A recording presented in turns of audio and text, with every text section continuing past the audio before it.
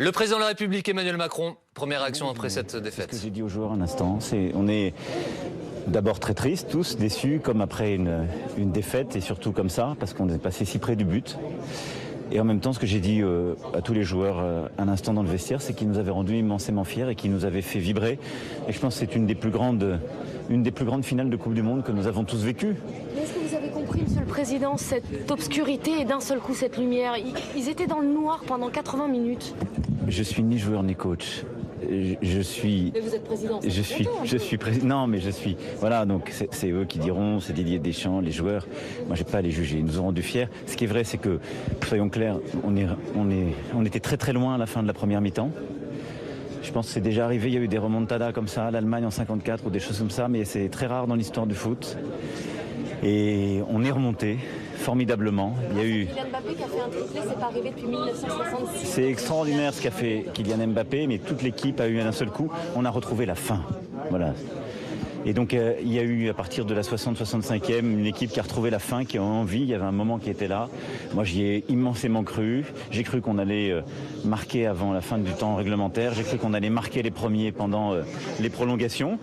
Et après on a fait un deuxième miracle. On est revenu de nulle part parce que revenir d'un 3-2 en prolongation c'est très rare et on l'a refait. Et on a eu, malgré tout ça, on a eu la balle de match. Elle était dans nos pieds. Oui, parce qu'il était désespéré autour de lui. Parce que c'est un très grand joueur, mais il est jeune. Et donc je lui ai dit qu'il avait que 24 ans. 24 ans dans le 48 heures. Et donc, qu'est-ce que je voulais que je vous dise? Il a été meilleur buteur de cette coupe, il est un joueur extraordinaire, il a déjà gagné une Coupe du Monde, il fait une finale, voilà, et donc il a que 24 ans. Et je le dis, franchement, je ne suis pas le mieux placé pour essayer de raisonner ce soir les gens, parce que j'étais au moins aussi triste que lui. Vous leur avez dit quoi dans le vestiaire? Ça qui nous avait rendus très fiers. Mais on sent que et qu'à la fin, ému, Monsieur le Président d'ailleurs. Comme quand on a perdu un match de foot, et surtout qu'on est passé à rien. Et puis j'ai vu des gens tellement tristes. À l'instant, oui, bien sûr.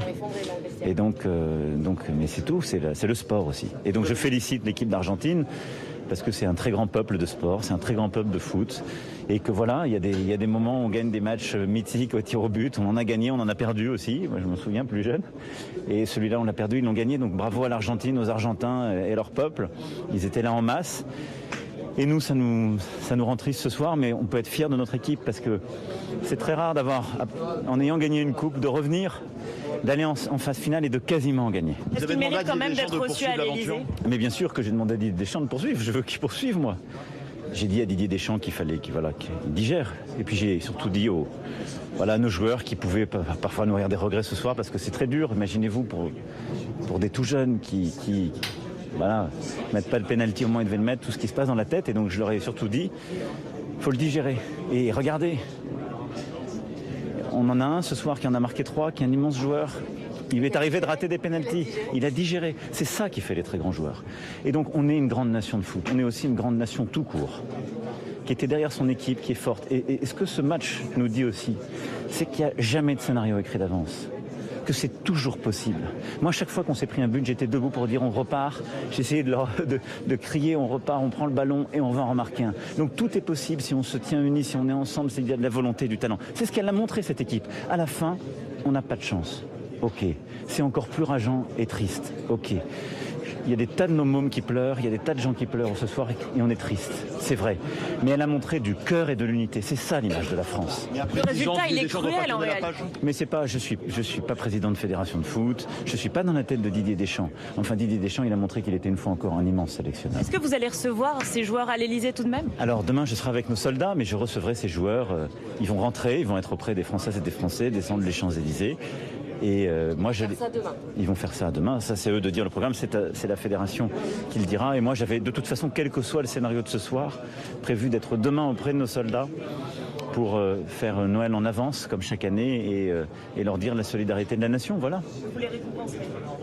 Et je serai aux côtés de ces joueurs. C'est prévu, je crois, dans quelques semaines ou quelques mois, en fonction de leur propre calendrier. Voilà. En tout cas, je veux que toutes celles et ceux qui nous écoutent ce soir et qui sont tristes, leur dire que je partage leur tristesse, mais qu'on peut être fier de cette équipe. Il ne faut pas l'oublier. Il faut être et qu'elle dit aussi quelque chose de ce que nous sommes profondément, d'une capacité à remonter du plus fou, de créer l'impensable, d'être unis et d'avoir des talents géniaux.